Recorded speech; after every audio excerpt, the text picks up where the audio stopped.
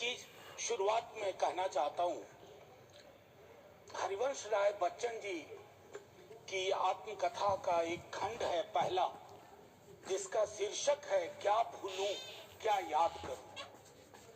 तो मेरे लिए यह अवसर 150वीं वर्षगांठ या सालगिरह इस खूबसूरत गीत का एक अवसर भी है आकलन करने का। माननीय वाइस चेयरमैन साहब, ये बिला वजह नहीं है कि वर्षगांठ में एक शब्द है गांठ और सालगिरह में एक शब्द है गिरह। तो ये गिरह और गांठ को समझे बगैर 150वीं साल का उत्सव गान उत्सव मैं समझता हूं आधा अधूरा होगा, बेईमानी होगी हम सबके बिहाफ पे। मैं क्रमशः कुछ बातें आपके समक्ष रखूंगा, कोशिश करूंगा कि मेरी बातों से किसी को कष्ट ना हो।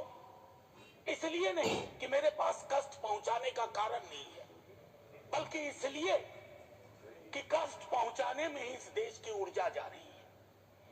जिन ओहदेदारों को मलहम लगाना चाहिए वो नमक की बोरी लेके जख्मों पे छिड़कते हैं।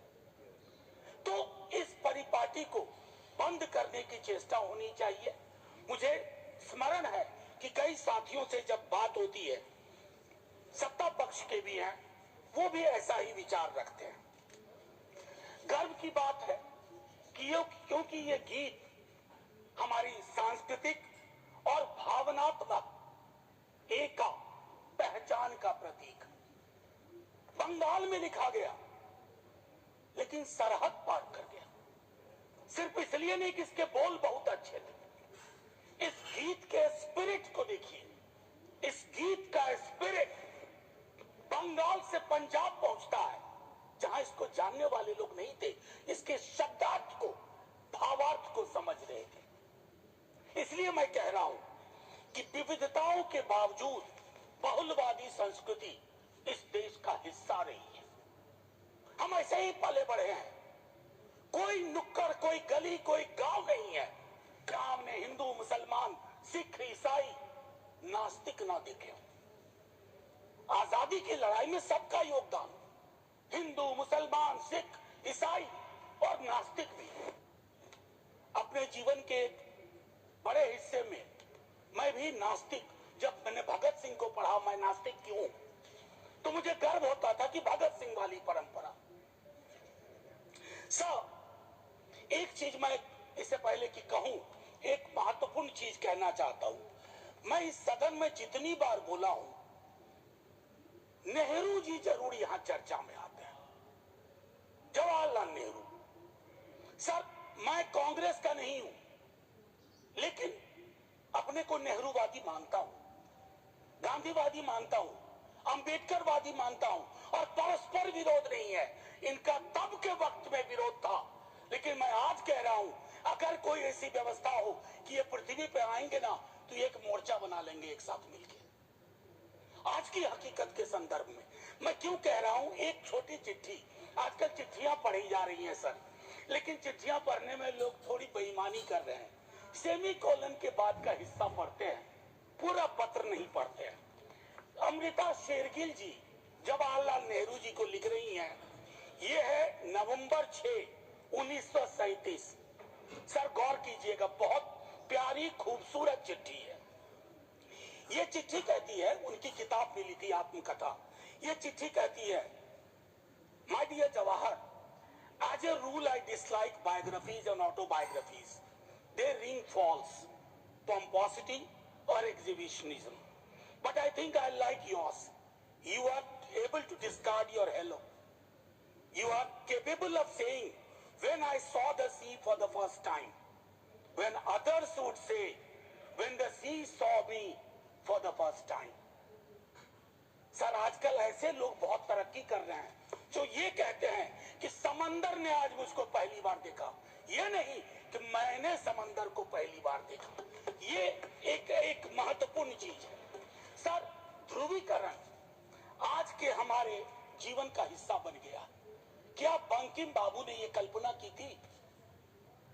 उस महाकवि ने ये कल्पना की थी कि देश इतने टुकड़ों में बट जाएगा, पार्टीशन से ज्यादा, पार्टीशन से ज्यादा। अभी मैंने देखा चंद महीनों पहले इस देश में आई लव महाकाल और आई लव मोहम्मद में जिहाद करवा दिया गया, झगड़ा करवा दिया गया। I can love every God simultaneously, yet I want to remain in peace, in prosperity, seeking justice and getting it. ये रवायत क्यों खत्म हो रही है?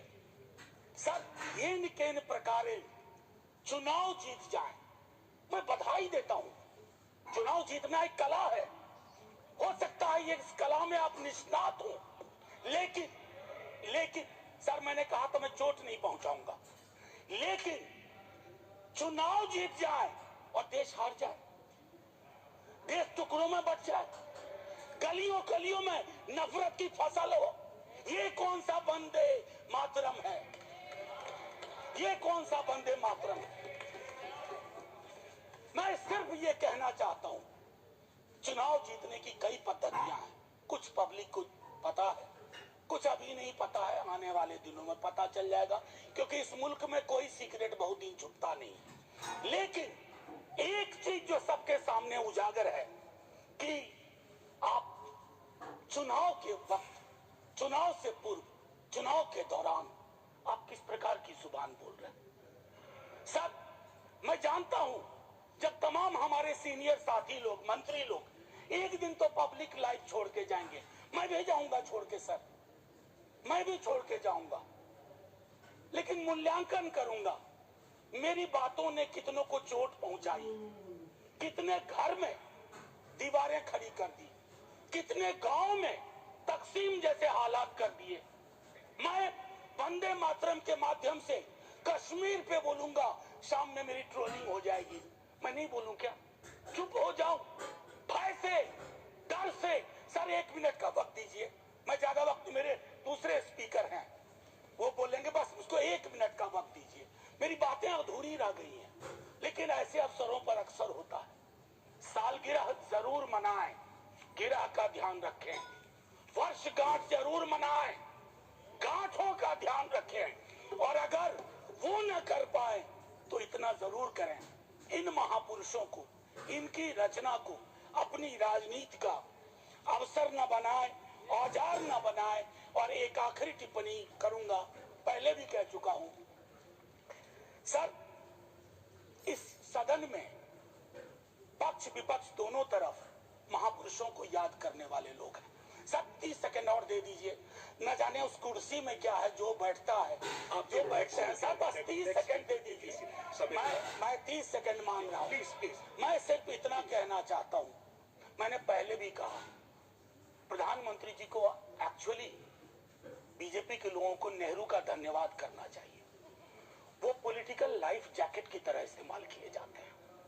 Nehru ji political life jacket, इसलिए कल सदन में एक नेता ने कहा, मैं आज यहां दोहराता हूं, एक दिन तय करिए और तय करिए कि मुकदमा हो, आप भी जिरा करिए, हम भी जिरा करें। मैं इतिहास का छात्र हूं, दिल्ली आया था एमए हिस्ट्री करने, धारा थोड़ी बदल गई, लेकिन आज भी इतिहास को संदर्भ में देखता हूं।